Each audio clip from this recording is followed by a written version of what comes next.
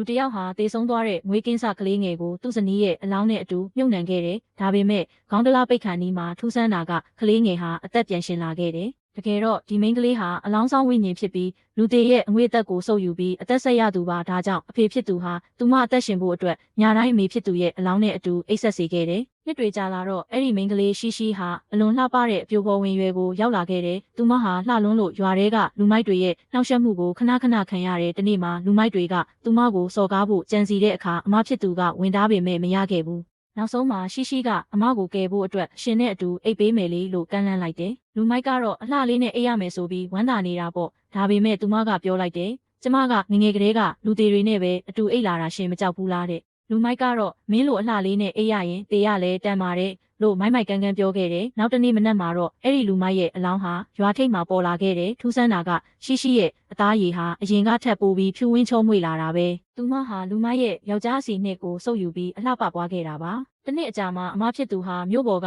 နာမည်ကြီးတက္ကသိုလ်တစ်ခုမှာကျောင်းတက်ရင်းရေးစားရလာတယ်။အမကအဲ့ဒီယောက်ျားကိုအယမ်းချစ်ပြီးလက်ထပ်ဖို့အထိရည်ရွယ်ထားတာ။ရှိအလဲလာတဲ့အခါအမရဲ့ရီးစားဟာရင်ကျေးပြူငါပုံရပေမဲ့ရှိကတော့သူ့ရဲ့ဗီဇကိုသိနေတယ်။သူမကအမကိုစမ်းသပ်ပြဖို့အတွက်ကျမခဲအိုနဲ့ပဲအတူအိတ်မယ်လို့ပြောလိုက်တယ်။အမကတော့စိုးရိမ်တာပေါ့။ဒါပေမဲ့အဲ့ဒီညမှာပဲအမဖြစ်သူဟာအမှန်တရားကိုသိလိုက်ရတယ်။သူမရဲ့ရီးစားဟာတငယ်ချင်းတွေနဲ့ဖုန်းပြောရင်းအဲ့ဒီရုပ်ဆိုးမကငါအတွက်ပတ်စံရှာပေးနေတာအခုသူ့ညီမလေးကအိုလာတော့သူ့ကိုအရင်မီးစမ်းရမယ်လို့ပြောနေတာကိုကြားသွားတယ်။အမကဒေါသတကြီးထွက်လာတဲ့အခါအဲ့ဒီယောက်ျားကဟန်မဆောင်တော့ပဲမင်းညီမကမင်းထက်အစပေါင်း1000ပိုလာတယ်လို့ပြောပြီးရှိကိုအားလုံးရှေ့မှာရီးစားစကားပြောတော့တာပဲရှိကပြုံးပြီးကျမလည်းရှင်ကိုသဘောကျပါတယ်ရှင်နဲ့အတူအိတ်ချင်တယ်လို့ပြောလိုက်တယ်အမဖြစ်သူကလည်းဒီယောက်ျားရဲ့ရုပ်မာမှုကိုသိသွားပြီးမို့ကောင်းပြီလေဒီယောက်ျားကနင့်ကိုဒီလောက်သဘောကျနေမှတော့သူ့ကိုညကြရင်ကောင်းကောင်းပြုစုပေးလိုက်ပါလို့ပြောပြီးထွက်သွားတယ်အဲ့ဒီယောက်ျားကတော့သူ့ရဲ့ຫນွေဦးကာလရောက်လာပြီလို့ထင်နေတာဒါပေမဲ့သူမသိတာကဒီညဟာသူ့ရဲ့တင်နေပဲဆိုတာပါရှိကအဝတ်စားတွေကိုဖြည်းဖြည်းချင်းချွတ်လိုက်တဲ့နောက်တစ်စက္ကန့်မှာတော့